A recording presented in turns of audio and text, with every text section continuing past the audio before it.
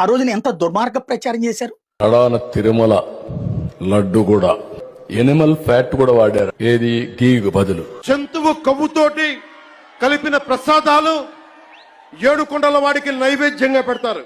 అదే ప్రసాదాలు అయోధ్య రాముడికి పంపిస్తారు. చివరికి సుప్రీంకోర్టు ఆపింది. నోరు మూసుకోండి, మీరు బయట మాట్లాడకండి, అసలు ముందు అదేందో తేలనివ్వండి. ఇప్పుడు ఏం తేల్చింది సిబిఐ? అదేమి లేదని తేల్చింది కదా. ఇందులో మరి నిజంగా జగనో లేకపోతే వాళ్ళ ప్రభుత్వం తప్పు చేస్తుంటే వాళ్ళందరి మీద కేసు పెట్టాలి సిబిఐ.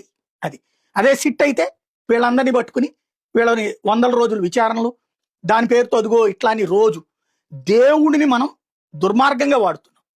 అయితే అక్కడ ప్రచారం ఎక్కడికి తీసుకెళ్ళాం మనం? పంది మాంసం, కొవ్వు, ఇవన్నీ.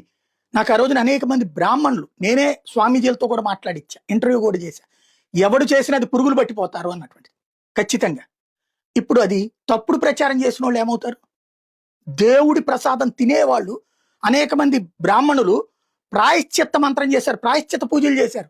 నాకు తెలియకుండా నా జీవితంలో నేను లడ్డూ తిని ప్రసాదం అనుకుంటే ఇట్లా జరిగిందా అన్నటువంటి అంతమంది సెంటిమెంట్స్ని గాయపరిచారు. కానీ ఈ పంది కొవ్వు, ఆవు కొవ్వు, చేప నూనెలు అన్నటువంటి ప్రచారం ఎంత దుర్మార్గం. దాంతో పాటుగా రాజకీయాలకి దేవుణ్ణి వాడుకోవడం ఎంత దుర్మార్గం. నిజాయితీగా మాట్లాడుకుంటే